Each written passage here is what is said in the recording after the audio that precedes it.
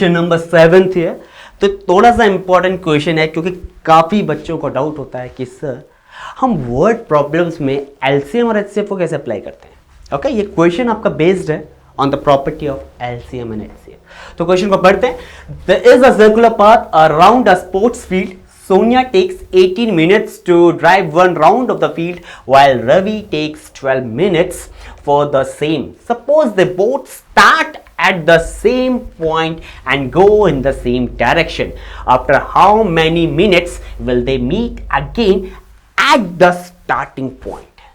कितने टाइम बाद वो दोनों के दोनों स्टार्टिंग पॉइंट पे मीट करेंगे। अब यहां पे स्टूडेंट्स, मैं आप लोगों से क्वेश्चन पूछता हूं। Okay, I am going to ask your question, just remember the concept. Okay, आपको कंसेप्चुअली सोचना है। ओके, आप इमेजिन करो आप हो और आपका कोई फ्रेंड है and you are running on आप एक सर्कुलर ट्रैक पर रन कर रहे हो। ओके, लेट्स से कोई किसी का स्पीड 12 मिनट्स है और दूसरे वाले का स्पीड 20 मिनट्स है। तो आप दोनों का मीटिंग टाइम, ओके, जब आप दोनों के दोनों स्टार्टिंग पॉइंट पे पहुंचोगे वो कितना होगा? क्या वो 12 से छोटा होगा या 20 से छोटा होगा? Just think about it. Okay, एक पर्सन 12 मिनट्स में एक राउंड को कंप्लीट कर रहा है और दूसरा पर्सन 20 मिनट्स में उस राउंड को कंप्लीट कर रहा है। Just imagine a scenario with your friend. आप कंपीट कर रहे हो अपने फ्रेंड के साथ, तो इमेजिन करो आप और आपके फ्रेंड्स रन कर रहे एक सर्कुलर ट्रैक पे। कंडीशन ये है स्टार्टिंग पॉइंट पे कब आओगे दोनों एक साथ?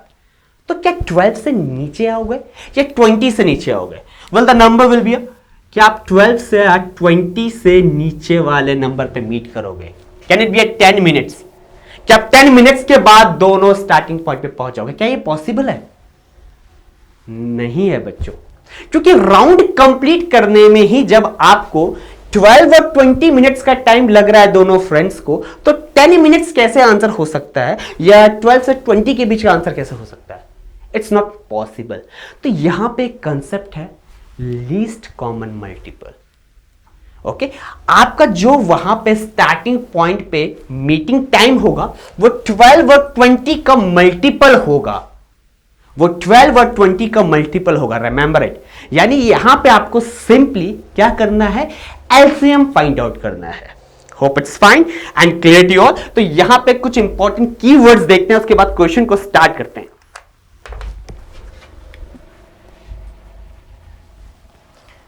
ओके, जहां पे भी बच्चों आपको मैक्सिमम, लार्जेस्ट, हाईएस्ट, ग्रेटेस्ट, यहां पे भी आपको ऐसे कीवर्ड्स मिल जाए तो वहां पे आपको फाइंड आउट करना होता है एचसीएफ। ओके, गिवन क्वेश्चन का भी एचसीएफ का भी कंसेप्ट समझाऊंगा, कैसे समझेंगे। वहां पे आपको फाइंड आउट करना होता है एचसीएफ। बात करते हैं एलसीएम की। तो कीवर्ड्स क्या मिलेंगे आपको क्वेश्चन में, वो भी इंपॉर्टेंट है। अगर यहां पे आपको कीवर्ड्स मिलेंगे minimum, okay, lowest, smallest, least, simultaneously,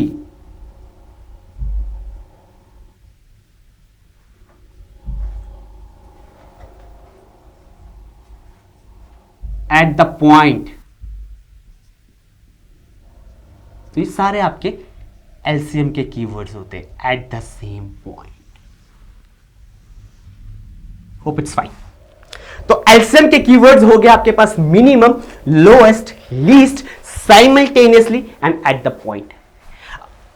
ठीक है, तो बच्चों यहां पे आपको 18 मिनट्स टाइम लगता है सोनिया को एंड 12 मिनट्स टाइम लगता है रवि को। तो किसका स्पीड ज्यादा होगा?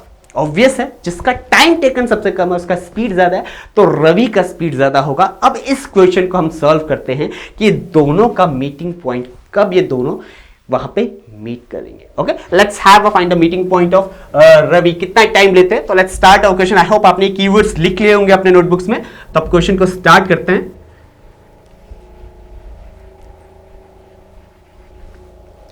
तो सबसे पहला आपका आता है गिवन।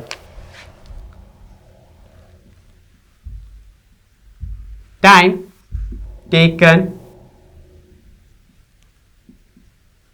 बाय सोनिया। कितना टाइम ले रही बच्चों Sonia? She is taking 18 minutes.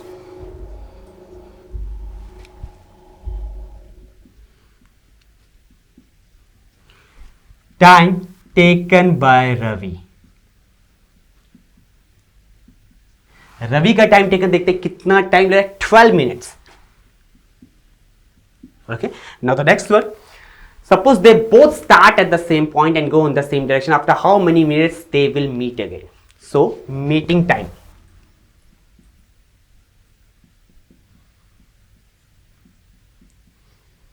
क्या होने वाला है?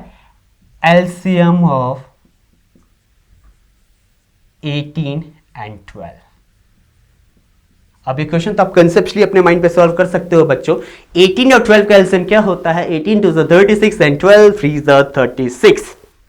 और अगर आपको एलसीएम में फिर से प्रॉब्लम है तो यहां पे फिर से उसका एक शॉर्ट मेथड देख लेते हैं, आप एलसीएम कैसे फाइंड आउट करते हो। तो एलसीएम फाइंड आउट करने के आपके पास दो मेथड्स है, या तो दोनों के individually prime factors find out कर लो। तो यहां पे 18 के प्राइम फैक्टर्स अगर फ्रेम करते हो आप, तो 18 के प्राइम फैक्टर्स आपको मिलेंगे। Okay, it will B 2 9 18 and 3 3 9। और सिमिलरली 12 के आपको मिलेंगे 2 6 12 and then the 6 2 3 6। Hope it's fine. Okay, अब आपको मूव ऑन करना है एलसीएम के लिए। ओके, एलसीएम आपको यहां पे फाइंड आउट करना है, तो आप यहां पे लिख सकते हो इसे 2 raised to power 1 into 3 square. Okay, क्योंकि 3 आपका 2 टाइम्स अपेयर हो रहा है 18 में और 2 आपका 1 टाइम अपेयर हो रहा है, तो रेज टू पावर 1 और रेज टू पावर 2 यहां पे लिख लेंगे। Now move on to 12। तो 2 कितने टाइम्स अपेयर हो रहे हैं यहां पे? 2 times, so it will be a 2 raise to power 2 into 3 raise to power 1। Okay, अब एलसीएम में मूव ऑन करते हैं। तो एलसीएम हम कैसे फाइंड आउट करते हैं बच्चों? इट्स इंपॉर्टेंट है, जो भी आपके पास यहां पे नंबर्स आ रहे हैं, कॉमन प्राइम फैक्टर्स आ रहे हैं, तो यहां पे दो ही कॉमन प्राइम फैक्टर्स हमें मिल रहे हैं, 2 और 3। तो एलसीएम में जब भी आप फाइंड आउट करोगे, इनकी हाईएस्ट पावर को मेंशन कर लोगे। ओके, हाईएस्ट पावर वाला नंबर लिखोगे और उसके बाद जो भी रिमेनिंग प्राइम नंबर्स हैं उनको भी मल्टीप्लाई करोगे। तो यहां पे सिर्फ 2 और 3 ही हमारे पास है। ओके, और कोई तीसरा प्राइम नंबर हमें नहीं दिख रहा। तो एलसीएम फाइंड आउट करने के लिए आप क्या करते हो? एलसीएम फाइंड आउट करने के लिए अभी आपको कंसेप्ट समझाया, हाईएस्ट पावर वाला लेते हो। 2 रेज़ टू पावर 1 और 2 रेज़ टू पावर 2 में हाईएस्ट पावर क्या है? It is 2 raise to power 2। तो मैं यहां पे 2 रेज़ टू पावर 2 ले लूंगा, मल्टीप्लाई 3 रेज़ टू पावर 1 और 3 रेज़ टू पावर 2 में हाईएस्ट पावर क्या है? 3 रेज़ टू पावर 2। तो मैं 3 रेज़ टू पावर 2 को कंसिडर करूंगा। रिमेनिंग प्राइम नंबर कोई दिख रहा है मुझे यहां पे? नहीं दिख रहा है, तो वो मैं मल्टीप्लाई नहीं करूंगा क्योंकि कुछ है ही नहीं यहां पे। अगर एचसीएफ का केस होता तो आप लीस्ट पावर वाला कंसिडर करते। For the HCF you have to take least power 2 raise to power 1 into 3 raised to power 1 and the HCF of 12 and 18 will be a 6। Clear हो बच्चों? HCF of 12 and 18 6 हो जाएगा, लेकिन LCM हो जाएगा 2 raised to power 2 आपका होता है 4 into 9 that's 36। ओके, क्लियर हो? So that will be the LCM और आप कह सकते हो 36 मिनट बाद वो दोनों के दोनों स्टार्टिंग पॉइंट पे मिलेंगे। Hope it's fine. ये तो फाइनल आंसर था। अब ये क्वेश्चन एचसीएफ के फॉर्म में कैसे अपेयर हो सकता था? 12 और 18 दो ही पैरामीटर्स मैं यहां पे आपको समझाऊंगा, 12 और 18 के। लेट्स से एक पीस ऑफ क्लॉथ है, एक पीस ऑफ क्लॉथ है। ओके, और आपके पास 12 मीटर का रेड क्लॉथ है एंड 18 मीटर का आपके पास व्हाइट क्लॉथ है। एग्जामिनर आपसे पूछ सकता है कि 12 और 18 मीटर्स के क्लॉथ को आपको ऐसे डिवाइड करना है इक्वल पार्ट्स में। Okay, find the maximum part जिसमें आप 12 और 18 को कट करोगे, कि 12 का भी उतना ही पार्ट कट होना चाहिए और 18 का भी उतना ही पार्ट कट होना चाहिए। फाइंड द मैक्सिमम पार्ट जिसमें आप इन दोनों रिबन्स को, इन दोनों क्लोथ्स को कट कर सकते हो, व्हाइट वाले को भी और रेड वाले को भी। तो वो मैक्सिमम पार्ट क्या बच्चों? खुद सोचो। आप एक 12 मीटर का लेंथ का कपड़ा आपके पास है रेड कलर का और 18 मीटर के लेंथ का कपड़ा आपके पास है, तो क्या वो पार्ट 12 मीटर से ज्यादा होगा? नहीं, वो 12 से छोटा होगा। क्या वो 18 से ज्यादा होगा? नहीं, वो 18 से छोटा होगा। तो हमें उस मैक्सिमम पार्ट का वैल्यू बताना है जिसमें डिवाइड होगा, तो यहां पे आप HCF फाइंड आउट करोगे। तो 12 और 18 का HCF 6, तो वो 6 मीटर का लेंथ होगा जिसमें 18 मीटर का कपड़ा डिवाइड होगा, तो 6 3 जा 18, ऐसे आपके पास 3 पार्ट्स निकलेंगे व्हाइट क्लॉथ के, और 12 मीटर वाला कपड़ा आपका 2 पार्ट्स में डिवाइड होगा, 6 2 जा 12, ऐसे आपके पास 2 पार्ट्स निकलेंगे। तो HCF में आपके पास ऐसा फ्रेम हो सकता है क्वेश्चन। तो क्लियर रखना कंसेप्ट और कीवर्ड्स में फोकस करना जो आपको पहले समझाया गया। So that's all for today, I hope it's clear to you.